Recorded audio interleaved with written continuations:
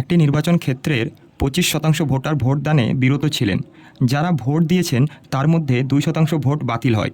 গ্রাহ্য ভোটের 75% ভোট পেয়ে যিনি নির্বাচিত হয়েছেন তিনি যদি 9,261 ভোট পেয়ে থাকেন তবে মোট ভোটার কত?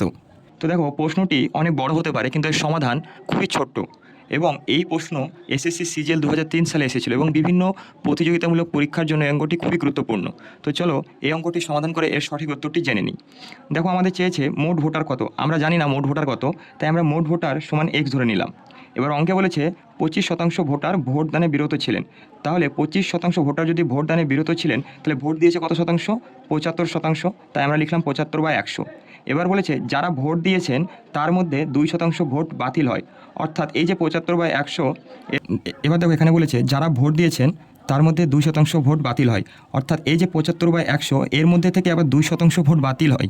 কিন্তু এটা 75% এবার ধরলে হবে না, কারণ এটা এবার হয়ে গেল 100% ধরতে হবে আমাদের। এটা যদি 100% হয় আর 2% ভোট যদি বাতিল হয় তাহলে আমরা কি লিখব? 98/100। এবার দেখো এখানে কি বলেছে, গ্রাহ্য ভোটের 75% ভোট পেয়েছেন। অর্থাৎ এই যে 75% এটা আমরা লিখে নেব 75/100। এটা সমান সমান কত বলেছে? 9,261। এবার দেখো এটা যদি আমরা কাটাকাটি করি তাহলে আমাদের সঠিক উত্তর বেরিয়ে আসবে। তাহলে দেখো এই 75কে যদি 25 দিয়ে কাটি, 3 25 75, 100কে 25 দিয়ে কাটলে 4 25 100। এটাকেও 25 দিয়ে কাটবো, 3 25 75, 4 25 100। এটাকে যদি 2 দিয়ে কাটি তাহলে 49 হবে, এটাকে যদি 2 দিয়ে কাটি তাহলে 50 হবে। এবার দেখো এই 3 আর এই 3, 3 3 9 হয়, তাহলে এটাকে 9 দিয়ে কেটে দেবো, তাহলে 9 10 90। আর এখানে 2 গেল, তাহলে 9 2 18 হলো। 18 8 আর 1 81, তাহলে 9 9 81। এটা কাটা গেল, এখানে আছে কত? 49। এবার এই 49 দিয়ে যদি এটাকে কাটি তাহলে কী হবে? 49 দুগুণ কত হয়? 98।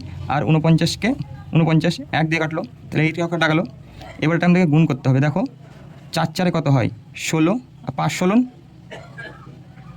16 80। আর এখানকার একটা শূন্য 800 ইন্টু এই 21টা গুণ হয়ে যাবে এখানে। তাহলে কত হবে? 8 একে 8, 8 2 16, আর এখানকার দুটো শূন্য বসে গেল। অর্থাৎ আমাদের সঠিক উত্তর 16,800। দেখো অপশান এ হচ্ছে আমাদের সঠিক অ্যান্সার।